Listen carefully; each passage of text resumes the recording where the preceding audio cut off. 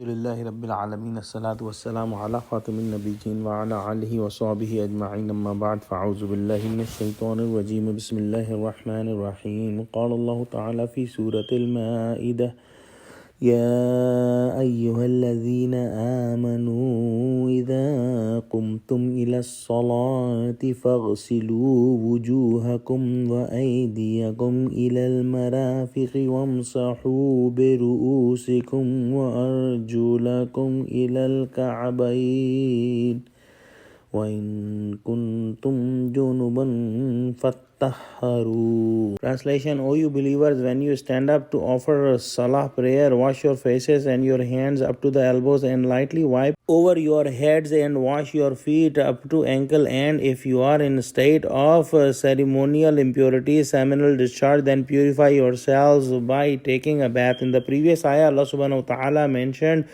the things that are halal for Muslims to eat, and also mentioned about the marriage, meaning having lawful permissible sexual act with spouses. These are the great bounties and great favors of Allah subhanahu wa ta'ala on Muslims, that Allah subhanahu wa ta'ala has made these things halal for his slaves. And when the slave of Allah subhanahu wa ta'ala uses these bounties of Allah, there is a natural reaction in a clean, sincere, pure heart of the slave of Allah, that he wants to thank Allah subhanahu wa ta'ala and stand in front of Allah subhanahu wa ta'ala for thanking him on the great bounties that Allah subhanahu wa ta'ala has bestowed to this slave. So Allah subhanahu wa ta'ala has mentioned that when such a slave wants to thank and stand in front of Allah subhanahu wa ta'ala to thank him, he must get pure before doing so, because using all these bounties will cause some physiological changes in human body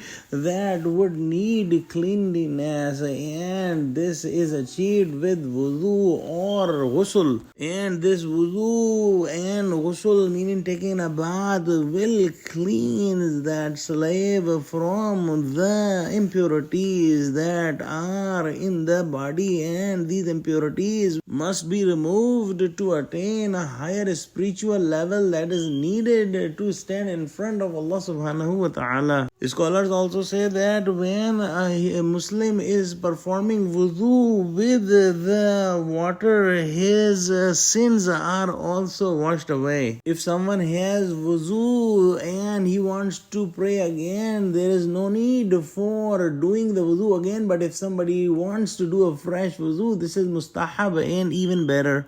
So for the wudu, Allah subhanahu wa ta'ala has mentioned here that one must wash his face and hands up to the elbow and then do the masa, meaning lightly wipe over his head, and then wash their feet up to ankle. Ahl Sunnah wal Jama'ah is agreed on this, that the feet should be washed till the ankles as well. However, Ahl Tashai will take this commandment as doing the masa or lightly wiping the feet. If somebody is wearing the wudu socks, and the details of wudu socks can be found in the books of fiqh, he can do masa on his wudu socks and don't have to wash the feet up to 24 hours. The details of this should be seen in the books of fiqh before practicing it. When a person meets his or her spouse, the ghusl or washing the body is necessary before standing in salah, and the whole body where the water can be reached should be washed with water.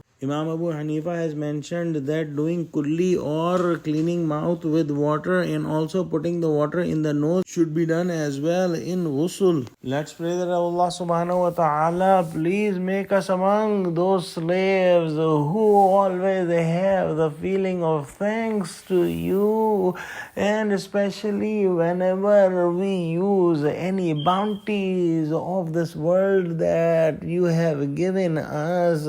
Oh Allah, make us always thankful to you. Ameen wa akhiru da'wana alhamdulillahi rabbil alamin. Assalamu alaikum wa rahmatullahi wa barakatuhu.